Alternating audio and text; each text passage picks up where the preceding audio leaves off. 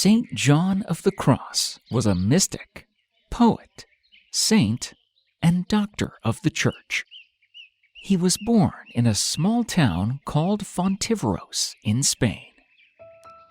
John's father, Gonzalo de Yepes, who belonged to a wealthy family of silk merchants in Toledo, had married Catalina Alvarez, a weaver of poor and humble background. Shocked and disturbed by what they considered shameful, a marriage to a girl of low position, the merchant family disinherited Gonzalo. Deprived of his financial security, he had to adapt to the drudgery of the poor, which in his case meant the lowly trade of weaving. The couple had 3 sons, Francisco, Luis, and the youngest, Juan, who would be later known as Saint John of the Cross. John was a little more than 2 years old when his father died.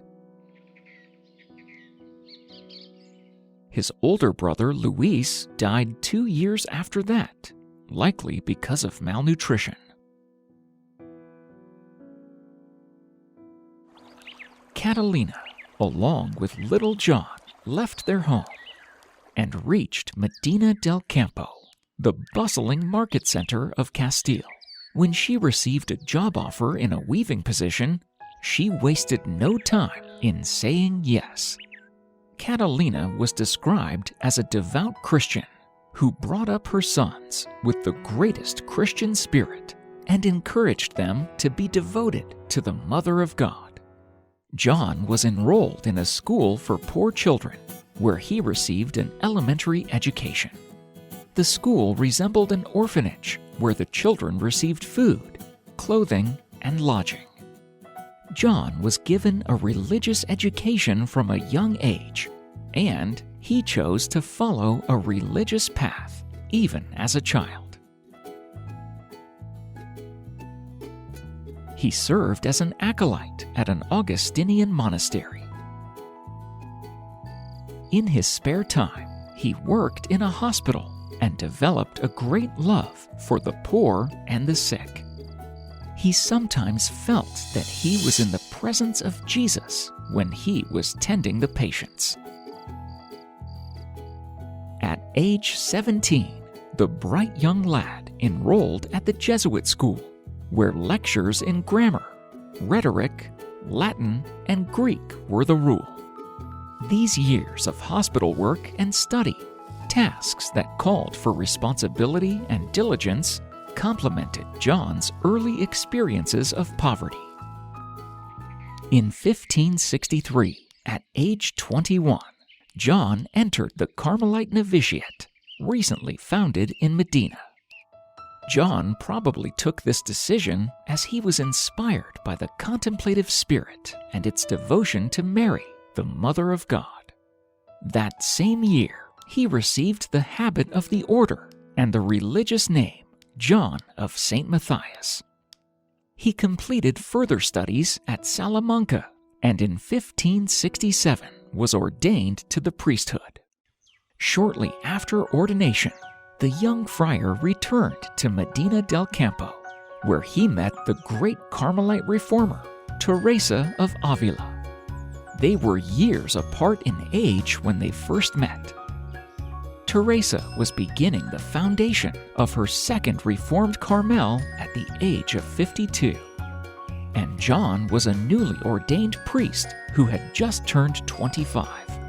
At the time of their first conversation, John was considering leaving the Carmelite order for a more prayerful and secluded life as a Carthusian monk. And Teresa had begun her reform to establish houses closer to the original spirit of Carmel. Having permission to also erect a reformed priory, she needed a male counterpart to begin the foundation. John was attracted by the strict routine followed by Teresa, a routine she hoped to reintroduce to her order, as well as her devotion to prayer and simplicity. Her followers went barefoot and were therefore known as the Discalced Carmelites.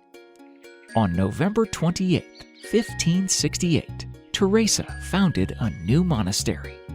The same day, John changed his name again to John of the Cross. Within a couple years, John and his fellow friars relocated to a larger site for their monastery. He remained at this location until 1572. The reforms of Teresa and John, however, led to tensions among the Spanish Carmelite friars. John and Teresa suffered much for the reform of Carmel. John was abducted from his dwelling in Avila by a group who opposed the reforms. He was made a prisoner in a Carmelite monastery in Toledo, at that time the order's most important monastery in Castile. He was kept under brutal conditions and subjected to routine physical torture. He was kept isolated in a tiny stifling cell measuring 10 feet by 6 feet.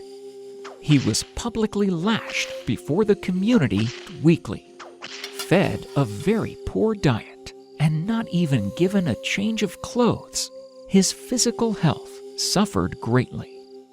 He kept himself open to God's action, for no prison could separate him from God's all-embracing love.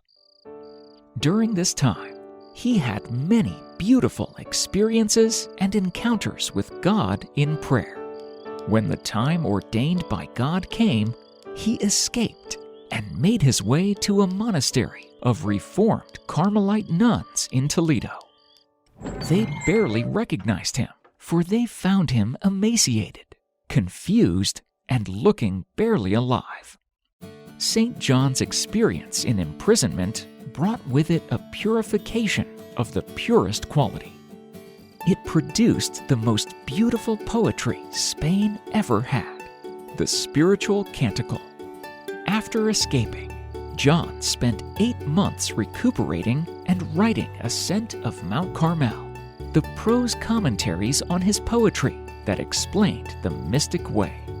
In 1579, he became the rector of a new college, the Colegio de San Basilio, to support the studies of Descalced friars in Andalusia. Continuing the reform even after Teresa's death, he established a monastery of Descalced nuns in Malaga in 1585. The same year, he was elected provincial vicar of Andalusia. During the last few years of his life, John traveled and established new houses across Spain. The work of St. John consists of poetry and the mystical commentaries that he wrote on some of his poems. Best known are the Spiritual Canticle, the Living Flame of Love, the Dark Night of the Soul, and Ascent of Mount Carmel. The last 2 works comment on the same poem. When he became ill, he chose to go to the city of Ubeda, where no one knew him. He died in Ubeda on December 14, 1591. Even though John died long ago in 1591, his spiritual writings and poetry are still read today by people who want to grow in their relationship with the Lord. One of John's most famous sayings is, "In the evening of life, we will be judged on love alone." He was canonized in 1726 and was declared a Doctor of the Church in 1926. Oh, blessed Jesus, grant me stillness of soul in Thee. Let Thy mighty calmness reign in me. Rule me, O Thou King of gentleness, King of peace. Give me control over my words, thoughts, and actions, from all irritability, want of meekness, want of gentleness. O dear Lord, deliver me. By Thine own deep patience, give me patience.